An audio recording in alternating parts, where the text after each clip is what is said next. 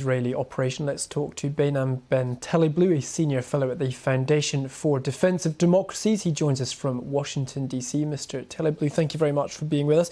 We heard earlier on from the Israeli Prime Minister Benjamin Netanyahu, very defiant in one of his regular TV appearances, saying his troops had encircled Gaza City and that they will continue until this operation is completed. How do you evaluate the current state of Israel's operation?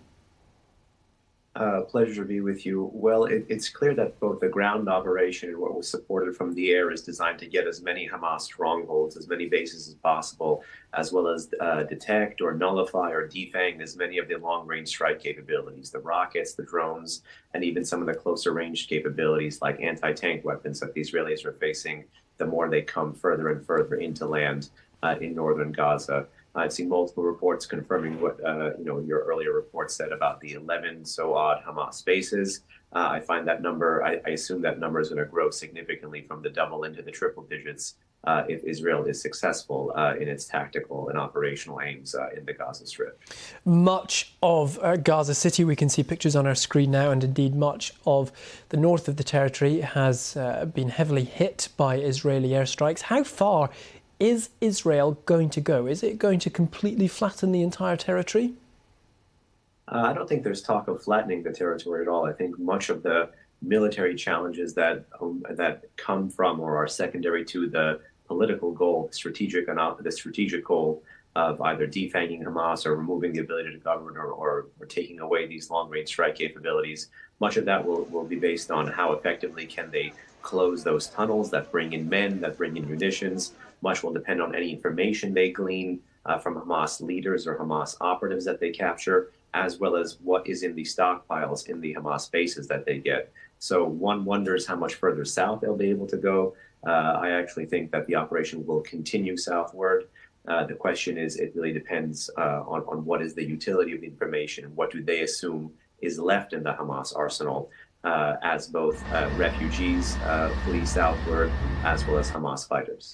Meanwhile, to Israel's north, a firm message from Mr. Netanyahu warning Hezbollah against increasing its involvement, saying that Beirut could see the same fate as Gaza City. How much of a risk is there that Hezbollah will up its ante? Well, Israel's been in a very difficult balancing act, but one fortunately bolstered by Washington, which creates both positive and negative kind of signaling issues for the Jewish state there, because on the one hand, they're trying to respond to the multiple cross-border attacks Lebanese Hezbollah has engaged in, be it drones, be it anti-tank weapons, or selective rocket fire that actually has killed Israeli civilians on the north side, despite some of the cities in the north being evacuated.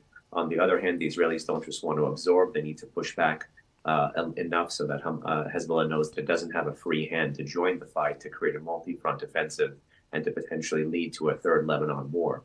Interestingly, both Israel and Iran face a catch-22 here. Iran's proxy, Hezbollah in Lebanon, was not created to bail out Palestinian terror groups. It was created to put a permanent shiv in the side of the Jewish state and prevent any overt kinetic military action. So as much as Netanyahu was looking to deter Lebanese Hezbollah, we also have to understand why Lebanese Hezbollah is not acting fully yet. And that has to do with the calculations of their patron in Tehran.